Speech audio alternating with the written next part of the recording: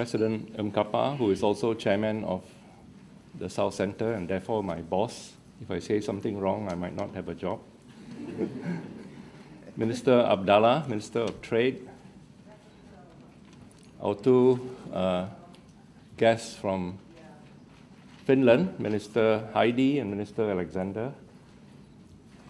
And Director Joseph Samboja, who is the prime mover of the Institute and of the event today. I'm very happy to be invited here and very honored because Tanzania is very special to the South Center, of which I'm now the director. I was on the first board of the center and had the privilege of working together and under Mwalimu Julius Nyerere, and found him to be such a wonderful personality with a history of fantastic leadership in Tanzania and Africa, including the liberation struggle,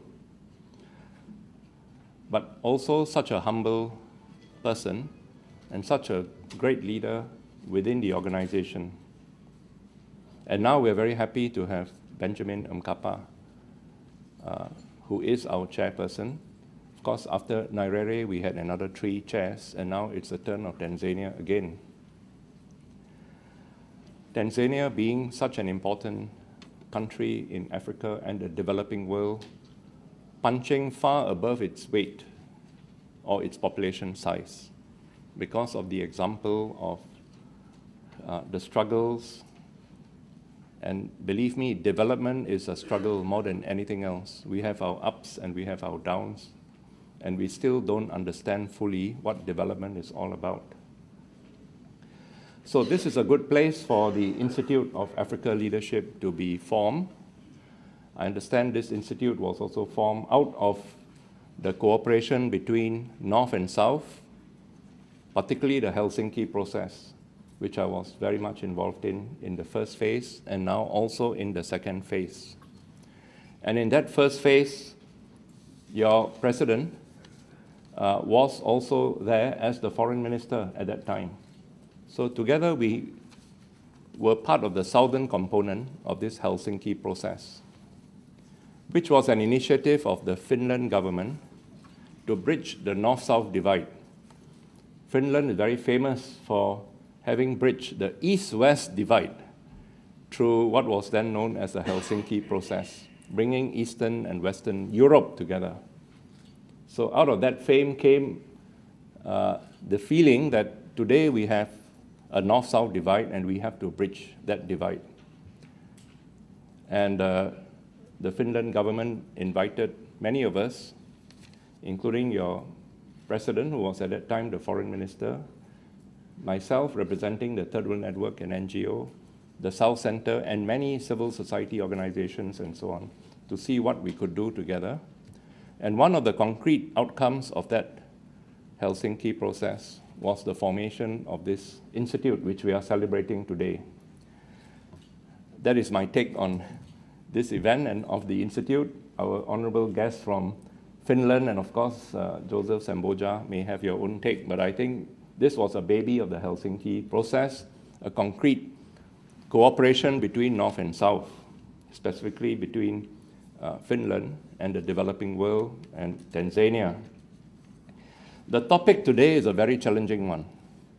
If we are to talk about business, that is very complex. And if we are to talk about development alone, I think we can have a 20-day seminar on that.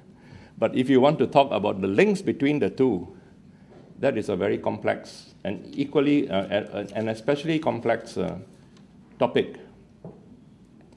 In the developing world, there are 2 extreme stereotypes that existed. The first was that government is good, development is good, and business is bad. This was the first paradigm, and especially in the first years after independence, mainly because of maybe some bad experiences we had of the economies being distorted by colonialism, and therefore the fight for independence equal also not only political independence, but whether we could set economic and social development on the proper track for national interests. Then the second paradigm, which then shifted, was that business is good, the private sector is excellent, and the government is bad. So if you can eliminate the government to be a traffic policeman, regulation and so on, but not to take any active role in the economy or in the social sector, that's the best thing you can do. And then leave everything to the private sector. That was the reaction and became the second paradigm. And of course, today we know that both paradigms are wrong. It's not that governments are always good and can do everything, and the private sector has no role, or that the private sector is so wonderful that the best thing the government can do is to deregulate, privatize, and leave everything to the private sector. Particularly the financial crisis of 2008 till today has shown us that you can do too much deregulation, you can leave too much, especially to the financial sector, and you will have the result of instability, the lack of growth, etc., which we are still now trying to tackle, not only in our countries, but especially in the Western countries where this crisis originated. So the truth is a nuanced combination of business and government, of the combination of the role of the state and the market, and we are still groping for that perfect combination. Even in the West, we can see the headlines every day in all the debates going on, and especially in the developing countries. Our experience was that in the post-war period, the role of the state in many of our countries, our developing countries, was critical, and particularly the role of the state not only as the manager, politically, administratively, and so on, not only the manager of the economy, but in many countries also the owner, the prime owner of the economy. The state got involved heavily in industry, in agriculture, and so on. Not only in the communist countries like China and so on, Vietnam, but also in many countries in Africa, in Asia, in Latin America, and so on. The record was mixed in relation to economic activity. Some countries were more successful than others, but in many of our countries, the state enterprises were not efficient. They were run as if they were government departments and run in a highly bureaucratic style, and therefore were not very efficient. And there was also a fair element of abuse, corruption, and so on. Then came the second paradigm as a reaction.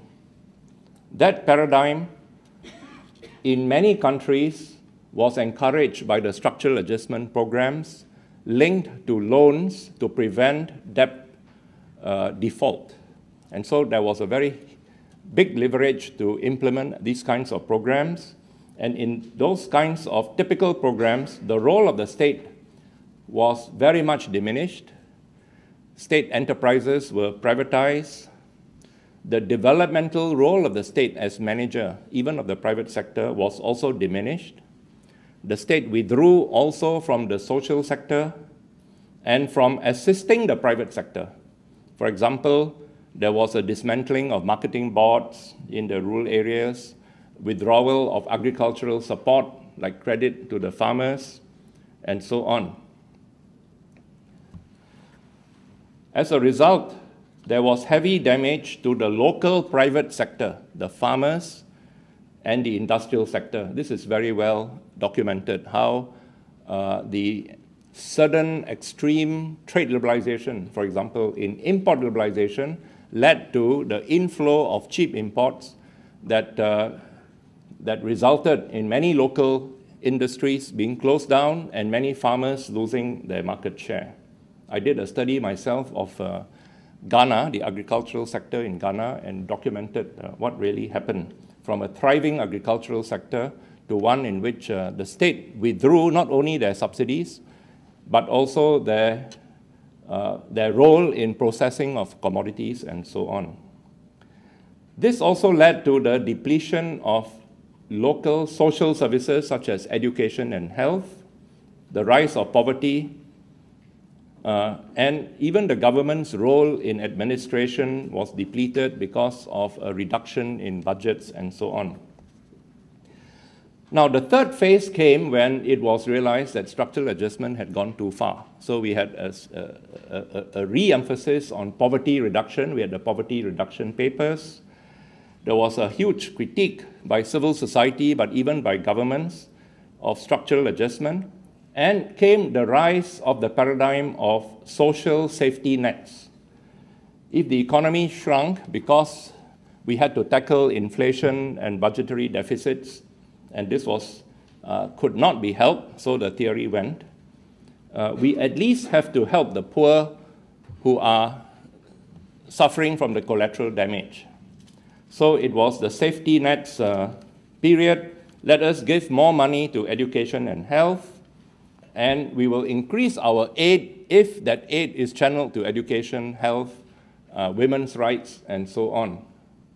And this was, you might say, the period of the MDGs. The MDGs was the United Nations framework for that, but it stimulated the 8 ministries, the ministries of development in Europe and so on, to pour more money into developing countries, but this time for social spending, provided the governments in developing countries promise that this increase in aid would go to social spending rather than to military or economic infrastructure and so on.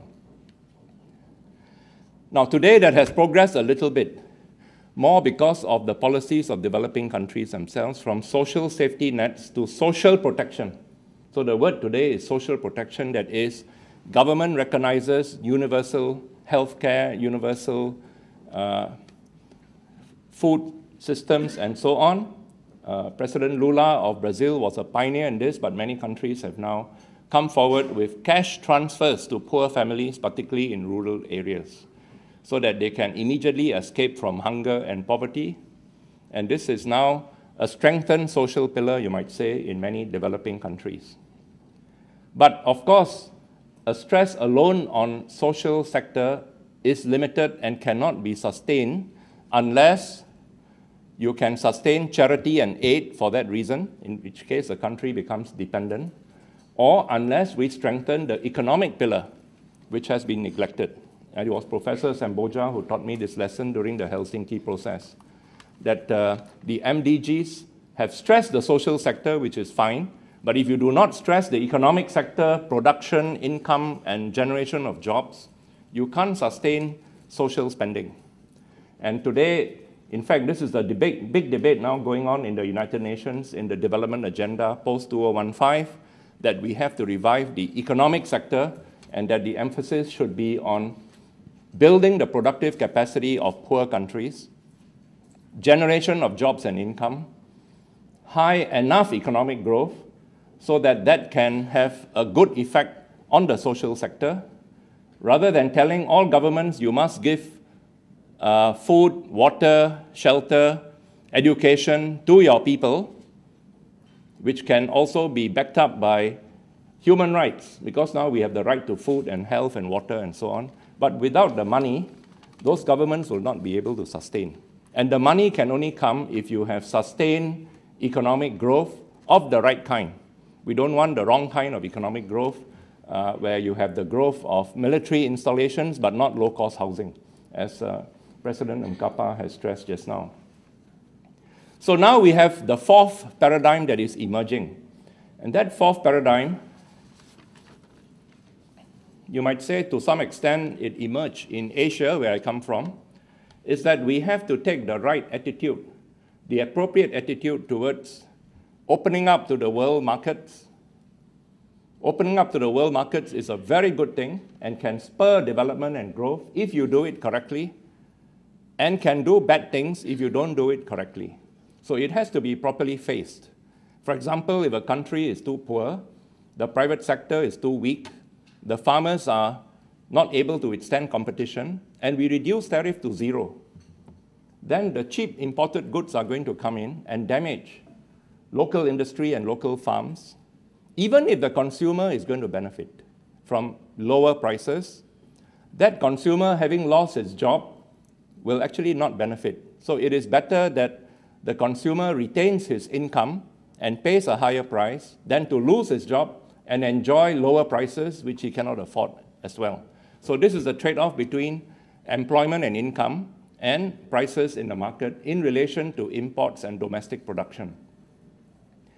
Now, this is especially ironic if the local farmer is more efficient than the foreign farmer, but the foreign farmer is able to sell his product at below production costs because of subsidies, which we know are happening in the United States, in Europe, in Japan, and so on. And if those exported goods come in at zero tariff, then the poor farmer, who is actually as efficient or even more efficient, will lose his livelihood because of the inappropriate trade policy. And because of that, the Commission on Africa, which President Mkapa served on, which was initiated by Tony Blair, and also the G7 summit in Glen Eagles in Scotland, proclaimed that in future, poor developing countries shall not be forced to go into trade liberalization that they are not able to withstand. So this was actually a pledge by the G7 leaders and so on. Asia, of course, not having come under structural adjustment, most of us, retained the developmental role of the state.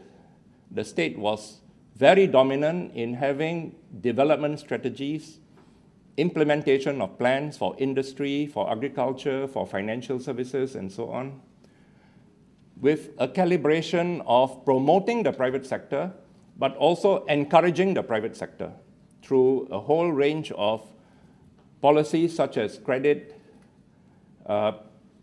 government procurement policies, research and development grants, so that we could see the rise of a country like Korea under heavy protection and promotion of the government. It was not under liberalization.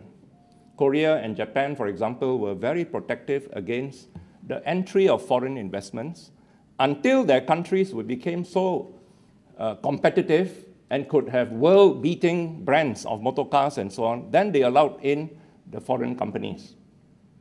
In my own country, in Malaysia, there was a blend between protection and promotion. The government is very friendly to foreign investors, but foreign investors coming in have to be screened. So in the area of agriculture, they are not encouraged, especially to take over small farms. In the area of manufacturing, they are very encouraged.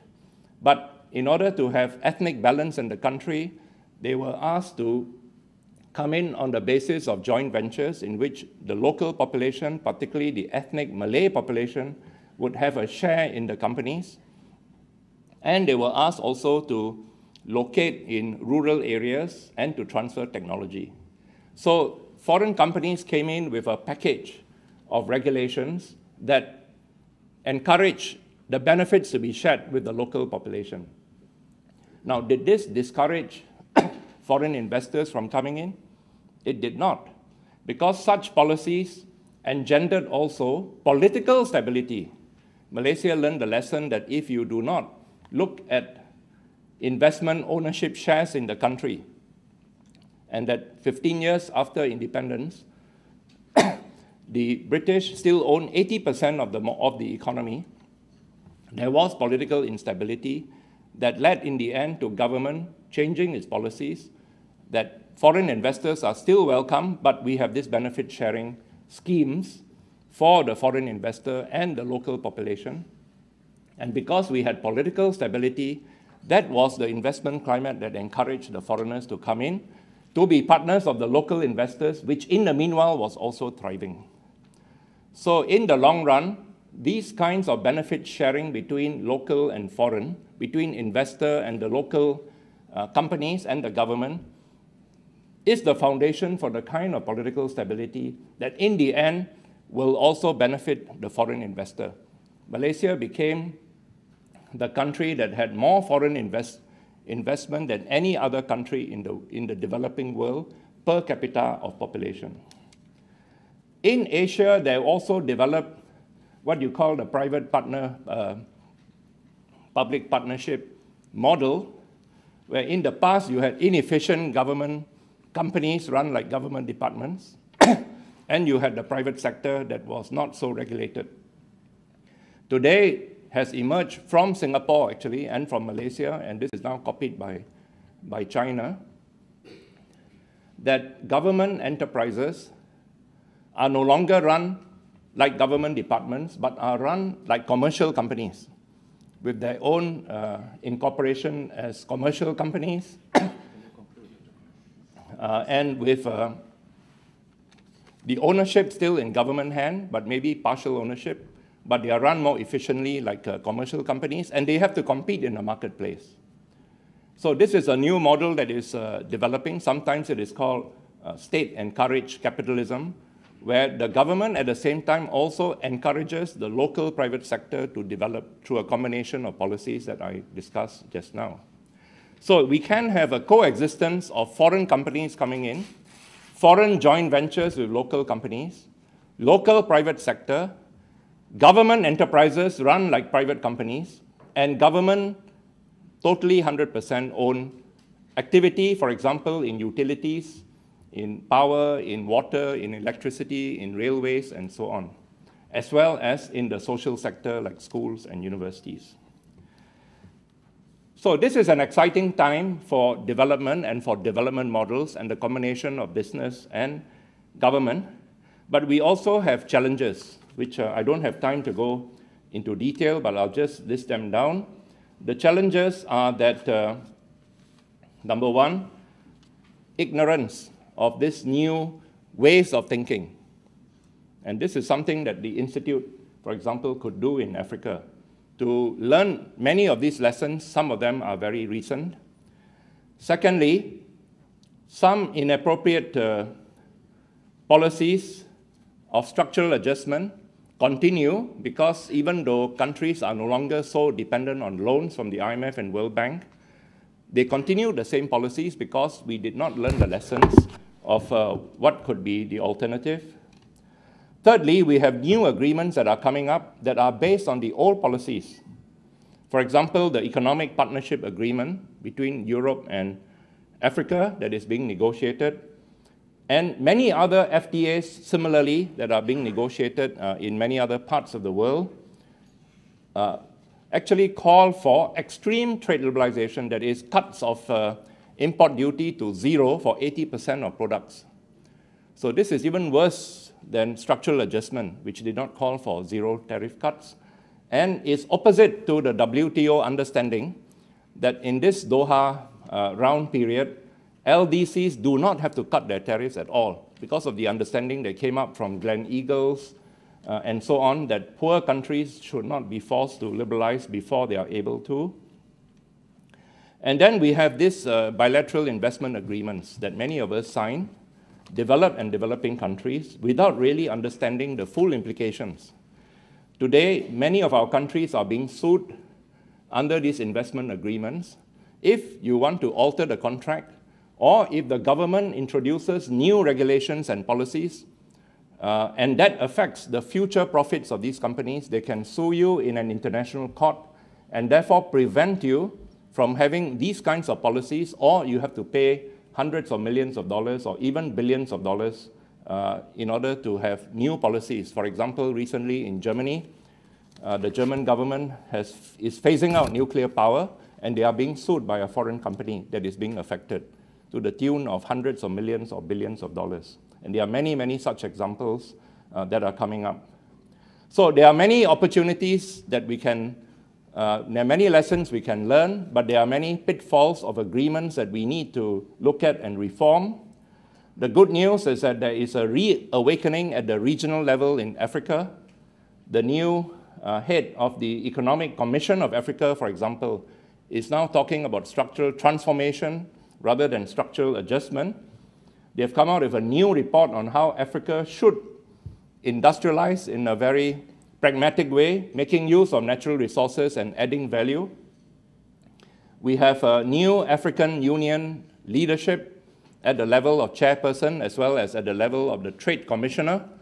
And what they have told us is that they have spoken to the president of the European Union Commission, Mr. Barroso, to enter into a high-level political dialogue on resolving the issues of the EPAs. And Mr. Barroso has agreed. So the African Union is now preparing for a high-level political dialogue that will also involve the RECs. We have at the United Nations a revival of North-South dialogue, not yet cooperation, but dialogue in the Rio +20 and its follow-up process. Minister Heidi played a very important role in that meeting and will play an even more important role in the follow-up process, I'm sure. And we have the development agenda post-2015, which is meant to correct the shortcomings of the MDGs, build on the MDGs, but be more pragmatic in also boosting productive capacity and the economic pillar in developing countries. The role of Finland is very important, as I said, because they have taken the initiative of looking at difficult issues, north and south, and seeing whether we can dialogue. If we can resolve, that will be even more historic. And this event is therefore part of this process of the South awakening and finding itself, but then reaching out to the North and say, join us in this process of development. Thank you very much.